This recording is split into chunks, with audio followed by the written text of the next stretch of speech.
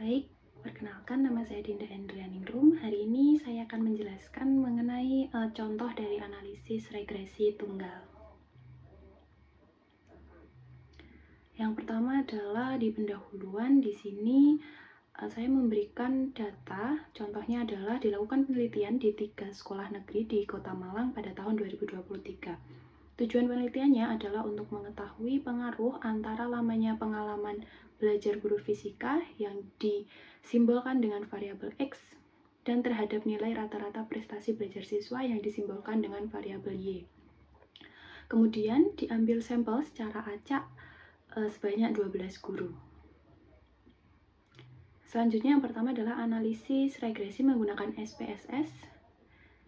Di sini adalah data hasil pengamatan seperti yang tertera di dalam layar, yakni responden dari A sampai L, yakni 12 responden atau 12 sampel yang kita dapatkan pengalaman mengajar dan juga prestasi belajar siswanya.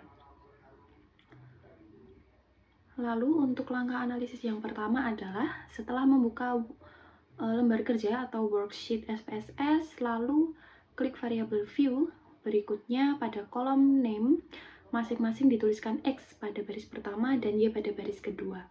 Pada kolom label baris pertama diberi keterangan pengalaman belajar dan pada baris yang berikutnya diberikan keterangan adalah prestasi belajar siswa. Di situ ada contoh cara kita memberikan name, yaitu X dan Y-nya, dan juga pemberian labelnya. Untuk lainnya, kolom lainnya kita isi sesuai default. Lalu langkah selanjutnya adalah kembali ke data view, lalu memasukkan data hasil penelitian dengan X itu adalah pengalaman mengajar dan Y adalah prestasi belajar siswa. Di situ tertera contoh kita memasukkan data hasil penelitian pada masing-masing variabel. Lalu setelah data dimasukkan, selanjutnya kita memulai analisis regresinya, yakni dengan klik menu Analyze, lalu pilih Regression dan klik Linear. Nah, setelah kita mengeklik dari menu Analyze tadi, maka akan muncul kotak dialog Linear Regression, yaitu variabel X-nya nanti akan dimasukkan ke kotak independen S dan variabel Y-nya di kotak dependent.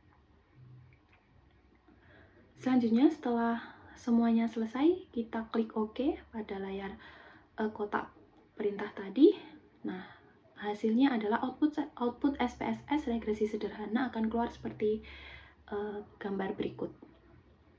Nah, di sini tabel yang pertama ini menjelaskan tentang variabel yang dimasukkan serta metode yang digunakan dalam analisis regresi linear. Dan terdapat 3 tabel lainnya. Untuk tabel yang kedua ini berfungsi untuk uji F dalam analisis regresi linear berganda, dan pada tabel yang ketiga ini bisa digunakan untuk membandingkan T hitung dan juga T tabelnya. Selanjutnya adalah analisis secara manual. Untuk menganalisis secara manual, karena kita menghitung secara manual, kita bisa menggunakan tabel penolong. Jadi kita bisa membuatnya di Excel. Kita masukkan responden XY, lalu kita tambahkan XY, itu berarti X dikalikan dengan kolom yang Y, lalu X kuadrat, yakni X dikali X dan Y kuadrat itu dari kolom Y dikali dengan kolom Y itu sendiri. Nah, menghasilkan nilai seperti yang pada tabel, dan juga kita hasilkan jumlahnya juga dengan cara memasukkan rumus sum pada Excel.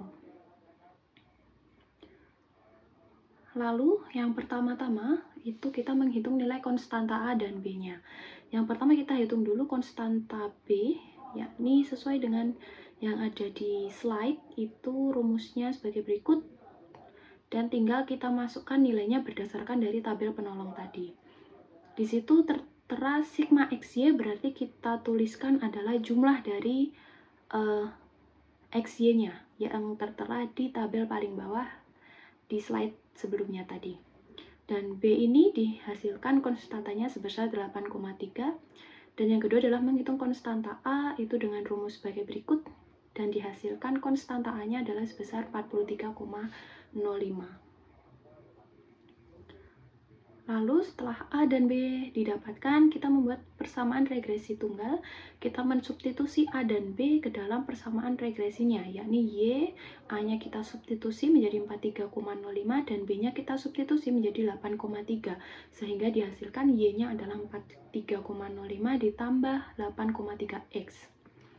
Nah, nilai A sebesar 43,05 ini menunjukkan bahwa ketika nilai X adalah 0 atau data dikatakan guru tidak memiliki pengalaman belajar, maka kemungkinan nilai rata-rata peserta belajar, prestasi belajar siswa adalah 43,05.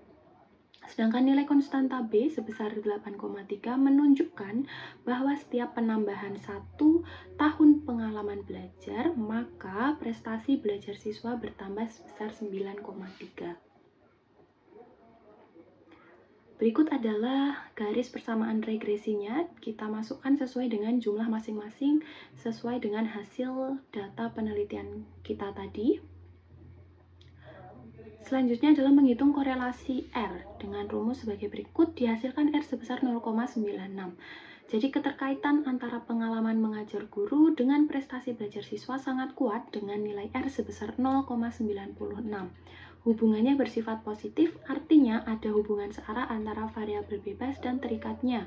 Bila pengalaman mengajar semakin lama, maka prestasi belajar semakin meningkat. Lalu menghitung signifikansi nilai T hitung, di mana untuk menghitung T hitung kita pakai rumus yang tertera pada slide. Dihasilkan T hitungnya adalah 10,834.